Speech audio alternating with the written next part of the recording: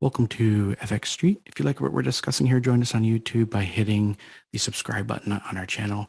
If you like what Akash and I are talking about, you can join us on Twitter at, you can follow Akash at Mangyeko0 and myself at Just Analysis 1.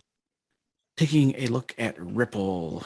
I mean, it's just kind of disappointing movement all around if you're a bull here.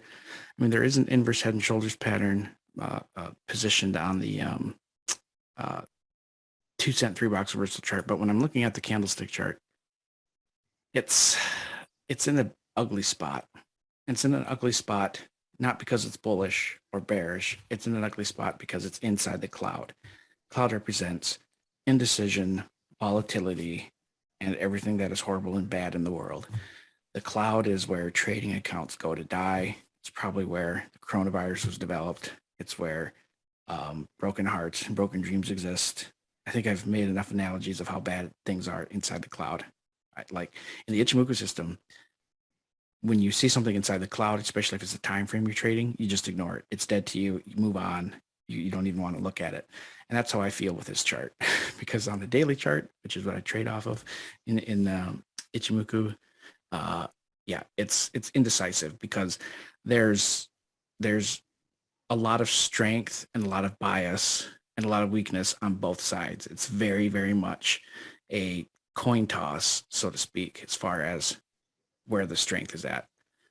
Because the threshold for it to turn bearish is a close below 98, 99 cents even, so 0.99. Things will be very bearish for Ripple. And then on the bull side, it'll convert bullish if it gets up to 115.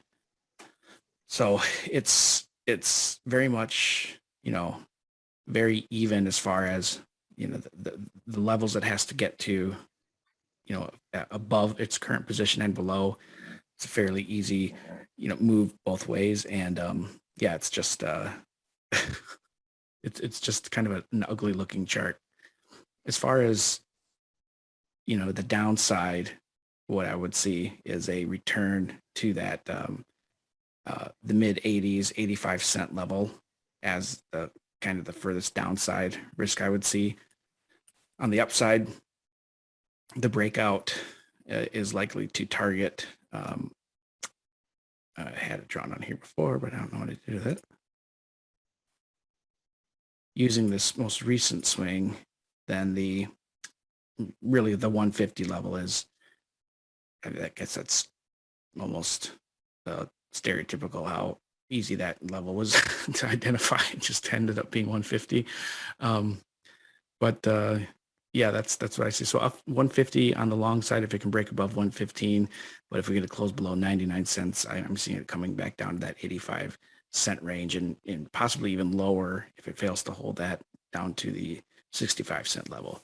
That's what I see on Ripple. Not sure what you see, Akash. Yeah, Ripple really looks bad. I mean, it had a really good bullish pennant pattern, probably even a bull flag pattern, but it looks really bad right now.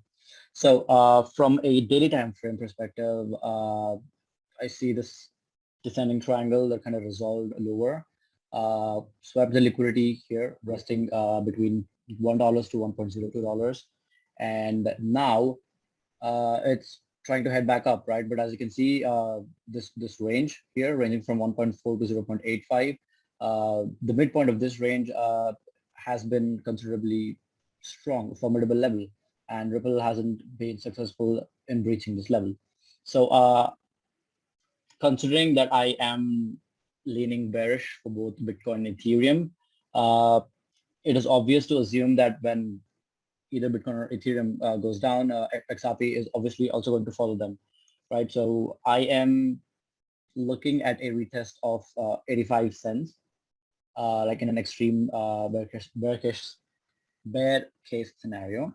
But I would expect it to, find some kind of relief around the 0.944, right? But so this is my downside target for Ripple, right? And if we do manage to kind of produce a close above 50 cent here at 1.13, then I'm leaning a little bullish not overly bullish. Then I'm expecting it to enter this supply zone here, ranging from 1.23 to 1.41, 1.42, if you will. And only after I get a decisive close above this am I gonna like turn extremely bullish on XRP, probably long this to the moon. But before moon, there's 1.97, roughly $2 is where I'm looking to be able to conquer. Your official Yeah. target above 141 is the moon, just to clarify. But before moon, we gotta take over $2, Okay. and yeah, then probably moon. And I think that there are like two articles of mine where I kind of predict a double-digit XRP. I think in one I kind of come at a conclusion where it's gonna head to $10, and then another one at 15. Wow. Well, I don't know what drugs you take, but somebody somewhere who's a Ripple bull is very happy with you. Yeah, I mean, it's like an extremely long-term scenario where I see kind of like a declined cup and handle pattern for XRP. And like if you use theoretical targets, I mean, it's completely theoretical. I'm not expecting it to reach $10, but probably somewhere near that. Okay. All right. Cool.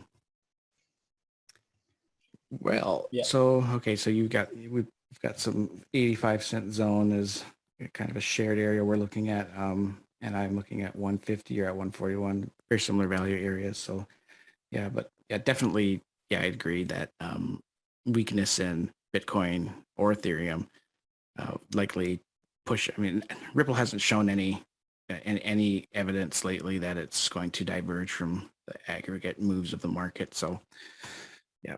But that does it for us on Ripple. Thank you all for watching. Please don't forget to like, comment, and subscribe.